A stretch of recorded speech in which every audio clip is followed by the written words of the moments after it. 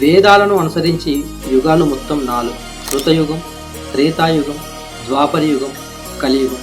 ఈ 4 యుగాలను కలిపితే ఒక మహాయుగం అంటారు. ఇలా ఒక్కో యుగానికి భగవంతుడు ఉన్నాడు. కృతయుగం, దీన్ని సత్యయుగం కూడా అంటారు. దీని కాల పరిమితి 17,28,000 సంవత్సరాలు. ఈ యుగంలో ధర్మం 4 పాదాలపై నడుస్తుంది. ఎలాంటి బాధలు లేకుండా సుఖ సంతోషాలతో ఉంటారు. ప్రతి మనిషి మినిమం 1,00,000 సంవత్సరాలు బ్రతుకుతాడు. త్రేతాయుగం, ఈ యుగంలో భగవంతుడు శ్రీరామునిగా అవతరించాడు. భగవంతుడైన శ్రీరాముడు రావణాసుని సంహరించి ధర్మ సంస్థాపన చేశాడు.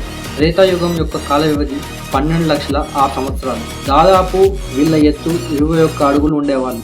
ద్వాపరయుగం, ఈ యుగంలో భగవంతుడు శ్రీకృష్ణునిగా అవతరించాడు. ఈ యుగం 8,64,000 సంవత్సరాలు. ధర్మం 2 పాదాలపై నడుస్తుంది. శ్రీకృష్ణుడు అర్జునునికి భగవద్గీత ఉపదేశించాడు. మంత్రయుగం అంతరించి తంత్రయుగం మొదలవుతుంది. ప్రస్తుతం మనమున్నది కలియుగంలోనే. ఈ యుగంలో భగవంతుడు కల్కి రూపంలో అవతరిస్తాడని చెప్పారు. కలియుగం కాల పరిమాణం 4,32,000 సంవత్సరాలు ఉంటుంది. సూర్య సిద్ధాంతం ప్రకారం 3102 ఫిబ్రవరి మిడ్నైట్ మన కలియుగం స్టార్ట్ అయిందని హిందూ పురాణాల ప్రకారం చెప్పారు. ఈ రోజే శ్రీకృష్ణుడు అవతారం చాలించాడని హిందువుల నమ్మకం. కలియుగంలో 3 పాదాలు ధర్మం తప్పుతుంది. ధర్మం మాత్రం 1 పాదం పైనే నడుస్తుంది. ఆయుష్ 100 సంవత్సరాలకు పడిపోతుంది.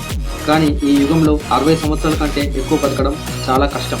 భగవంతుడు కల్కి రూపంలో వచ్చి ఈ యుగాన్ని అంతం చేస్తాడు.